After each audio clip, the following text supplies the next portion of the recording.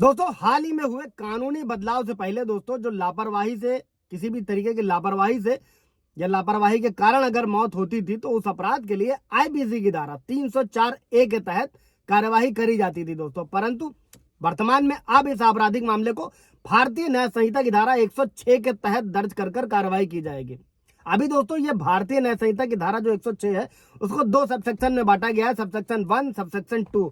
आज हम लोग दोस्तों इस वीडियो में यही समझने वाले हैं कि ये धारा कब लगती है। और भारतीय न्याय संहिता की धारा 106 के 1 में ये स्पष्ट किया गया है दोस्तों कि अगर किसी व्यक्ति के द्वारा कोई लापरवाही होती है या जल्दबाजी से किसी व्यक्ति की डेथ होती है, केसिंग डेथ बाय नेग्लिजेंस हो जाती है, तो उस पर भारतीय न्याय संहिता की धारा 106 के सबसेक्शन 1 के तहत कार्रवाई की जाएगी। और जिसका मतलब यह है कि अगर कोई व्यक्ति लापरवाही से कोई भी ऐसा कार्य करता है जिससे किसी अन्य व्यक्ति की मृत्यु हो जाती है दोस्तों, तो उस पर भारतीय न्याय संहिता की धारा 106 के सबसेक्शन 1 को लागू करके आगे की कार्रवाई लीगल प्रोसीडिंग्स की जाएगी दोस्तों। और आईपीसी की धारा जो 304 ए है दोस्तों जो पहले थी, इसमें लापरवाही से होने वाली मृत्यु के अपराध के बारे में बताया गया था दोस्तों। लेकिन उसमें डॉक्टरों के लिए अलग से किसी प्रकार के नियम या कानून की सजा का प्रावधान देखने को नहीं मिलता था। लेकिन भारतीय न्याय संहिता की धारा 106 के सबसेक्शन 1 में डॉक्टरों के लिए भी इस कानून को विशेष रूप से लागू किया गया है दोस्तों। और जिसमें बताया गया कि अगर किसी व्यक्ति की मृत्यु किसी डॉक्टर के द्वारा किए जाने वाले इलाज यानी कि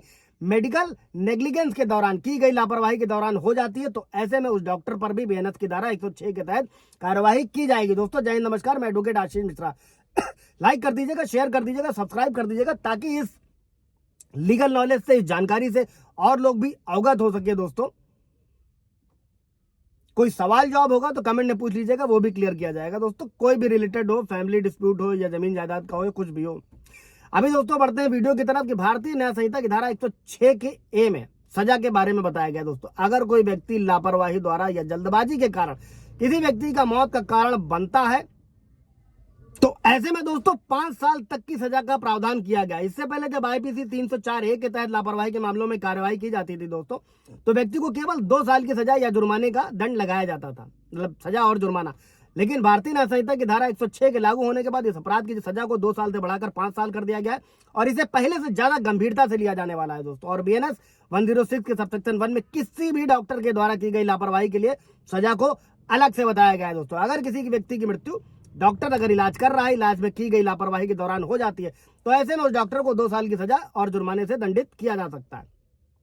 अभी दोस्तों ये धारा कब लगती है, 106(2) के बारे में समझते हैं। अगर कोई व्यक्ति गलत तरीके से या लापरवाही से या कोई गाड़ी या कोई वाहन चलाता है जिसके कारण किसी व्यक्ति की मृत्यु हो जाती है, ये बताता है बीएनएस 106 का सबसेक्शन 2। और जिसके बाद वो व्यक्ति या ड्राइवर बिना पुलिस या मजिस्ट्रेट को इस घटना की जानकारी दिए बिना घटना स्थल से भाग जाता है, तो पकड़े जाने पर उस व्यक्ति के खिलाफ बीएनएस 106 के सबसेक्शन 2 के तहत मुकदमा दर्ज कर जल्द से जल्द सजा देने के लिए कार्रवाई की जाती है दोस्तों। और अगर कोई व्यक्ति जल्दबाजी में या वाहन चलाते समय किसी भी प्रकार की लापरवाही करता है दोस्तों जिसके कारण किसी व्यक्ति की डेथ हो जाती है, तो वह व्यक्ति बिना उस घटना यानी एक्सीडेंट की सूचना पुलिस या मजिस्ट्रेट को दर्ज कराए घटना स्थल से भाग जाता है, तो उस व्यक्ति को कोर्ट से दोषी पाए जाने पर 10 साल तक की जेल या जुर्माने से दंडित किया जाएगा दोस्तों। और भारतीय न्याय संहिता की जो धारा सबसेक्शन 1 और 2 है दोस्तों, इसमें यह भी समझ लीजिएगा कि जमानत कब और कैसे मिलती है दोस्तों।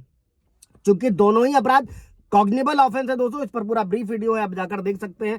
यानी वे अपराध जो गंभीर मामलों में लागू होते हैं, इसलिए इसमें ये दोनों ही गैर जमानती है, नॉन बेलेबल है। और ऐसे मामलों में आरोपी को जमानत मिलने में परेशानी का सामना करना पड़ सकता है दोस्तों। तो खासकर जब भी फिलहाल तो इस तरीके की ड्राइविंग नहीं करनी, अगर ड्राइविंग कर रहे हैं तो ऐसी सिचुएशन से भागना बिल्कुल नहीं है, इंटीमेट करना है, तो आप इस धारा के कड़े रूप से बच सकते हैं अगर आप ठीक हैं। इससे रिलेटेड कोई सवाल जवाब होगा वो नेक्स्ट वीडियो में क्लियर कर दूंगा दोस्तों। Thank you.